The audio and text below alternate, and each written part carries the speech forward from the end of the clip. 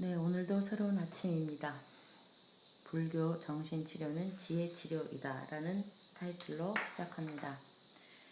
불교의 인간 이해에 근거해서 개인의 문제를 해결하려면 그의 현재 상황을 파악하는 것이 우선입니다. 내담자에게 이야기를 충분히 듣고 상황을 탐색하고 서로 논의하여 내담자를 완전히 이해해야 합니다.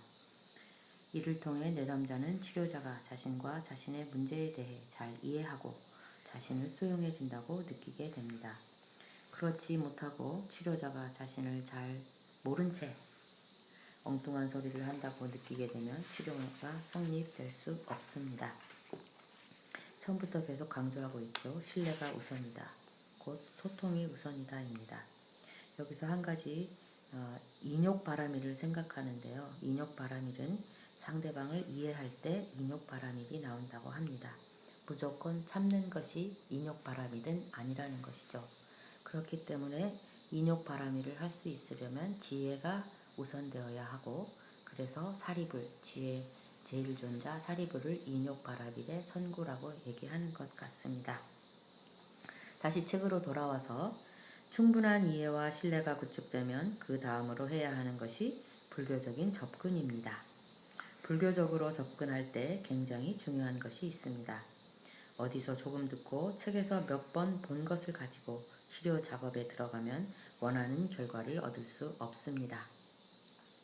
치료에 쓸 수 있는 것은 치료자 본인이 직접 경험하고 거듭 검증하여 치료 효과가 있다고 판명된 것뿐입니다. 예를 들어 우리에게 가능성으로서의 불성이 있다고 말하는 건 문제가 없습니다. 하지만 내담자에게 당신은 부처입니다 라고 하는 건 문제가 될 수 있습니다. 네, 조심스럽게 그 원리를 터득해야겠죠. 내담자가 왜 자신이 부처인지 설명해 달라고 했을 때 검증된 사실을 바탕으로 답할 수 없다면 치료 작업을 지속하는 걸 기대할 수 없습니다. 저는, 즉 전현수 박사는 불교 정신치료를 함에도 치료 현장에서는 불교 용어를 하나도 쓰지 않고 있다고 서술하고 있습니다. 바람직한 태도인 것 같습니다. 불교 수행과 공부, 관찰을 통해서 터득한 보편적인 지혜의 바탕을 두고 불교를 모르는 사람들도 다 알아들을 수 있도록 일반적인 말을 써서 치료를 진행합니다. 또 불교라는 종교가 거부감을 주거나 문제가 될 때는 불교 정신치료라는 말 대신 지혜치료, 즉 wisdom therapy라는 말을 씁니다. 치료자의 경험과 알미 보편적인 것, 즉 지혜여서 그것을 토대로 치료 작업을 할 때 환자의 종교 배경과 상관없이 도움이 되어야 치료가 성립됩니다.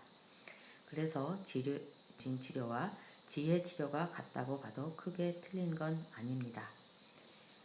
정신치료로서 불교의 강점은 인간 존재 자체를 괴로움으로 보고 그것으로부터 자유로워지는 길을 말하고 있다는 것입니다. 그렇다면 왜 인간 존재가 괴로움일까요?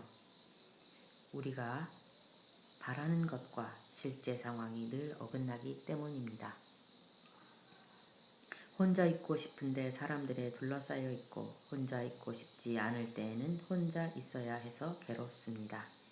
인정받고 싶은데 인정받지 못해서 괴롭고 살찌고 싶지 않은데 살이 쪄서 힘이 듭니다.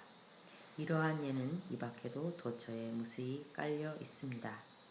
이러한 무수한 괴로운 상황에 처한 것만도 힘이 드는데 그런 상황에서 우리는 습관적으로 자기 자신이나 타인을 향해 화를 내곤 합니다. 괴로움의 불똥이 여기저기로 튀어 사방이 괴로움으로 타오르는 것이지요. 원하는 대로 안 되어서 괴로우니 내가 원하는 것과 실제 사이의 간극을 없애서 괴로움에서 벗어나려는 것이 불교의 처방입니다. 그래서 불교에서는 실제로 있는 그대로 정확하게 보는 걸 강조합니다. 정확하게 보고서 일어날 수 없는 건 바라지 말라는 뜻입니다. 정확하게 본다는 건 세상이 돌아가는 원리, 내 몸과 마음의 속성, 나를 둘러싸고 있는 조건을 있는 그대로 보고 하는 것입니다. 그런데 그렇게 하는 게 쉬운 일이 아닙니다. 왜 그럴까요? 우리가 늘 대면하는 것이죠. 있는 그대로 본다는 것이 얼마나 어렵다는 것을 우리 마음속에서 일어나는 생각대로 보는 것이죠. 한 예를 들면 어머니라는 단어를 썼을 때 경험에 의해서 다 어머니의 느낌이 다르고 그 의미하는 바가 다른 것과 같은 것을 알 수 있겠지요.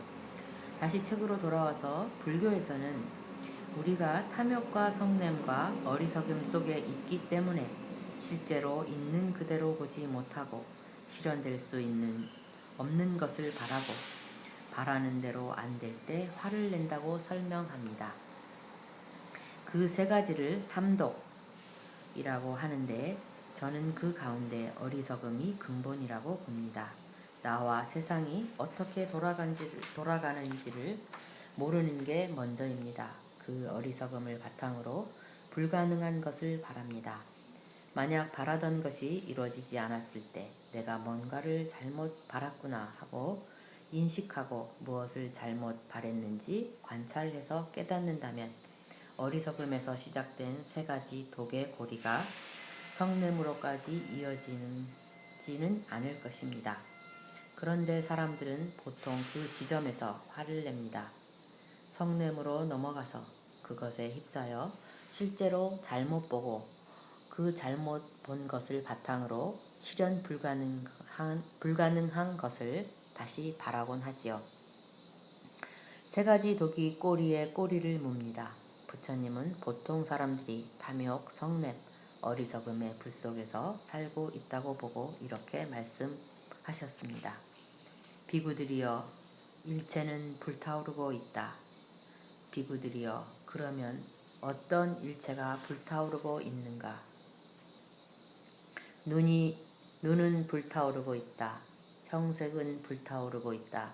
눈의 아르마리가 불타오르고 있다. 눈의 감각 접촉이 불타오르고 있다. 눈의 감각 접촉을 조건으로 하여 일어나는 즐겁거나 괴롭거나 괴롭지도 즐겁지도 않은 느낌이 불타오르고 있다. 그러면 무엇에 의해서 불타오르고 있는가? 탐욕과 성냄과 어리석음으로 불타오르고 있다. 태어남과 늙음, 죽음과 근심, 탄식, 육체적 고통, 정신적 고통, 절망으로 불타오르고 있다고 나는 말한다. 라고 말씀하셨습니다.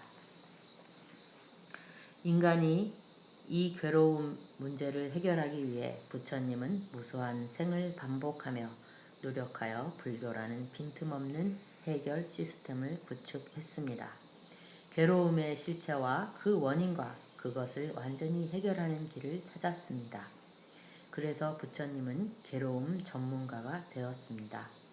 괴로움에 관한 한 어떤 것도 이해가 안 되고 해결 안 되는 것이 없어졌습니다. 부처님이 사람들의 괴로움을 해결한 수많은 치료 사례가 니까야라는 방대한 경전에 들어 있습니다. 니까야, 즉 불교의 초기 경전은 부처님이 인간을 어떻게 이해하고 어떤 방법으로 그들의 괴로움을 없앴는지를 보여주는 역사적인 기록입니다. 그래서 저는 니까야 읽기를 많은 사람에게 권하고 있습니다. 라고 전현수 박사님은 쓰고 있습니다. 네, 지혜를 구축하는 일. 이것이 바로 다시 또 정신치료의 기본인 것을 알 수 있습니다.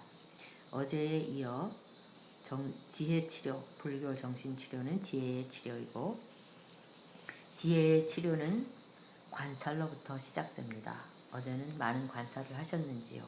오늘도 내 움직임 하나하나 관찰하는 일부터 시작하는 하루가 되시길 바랍니다. 모두 행복하세요.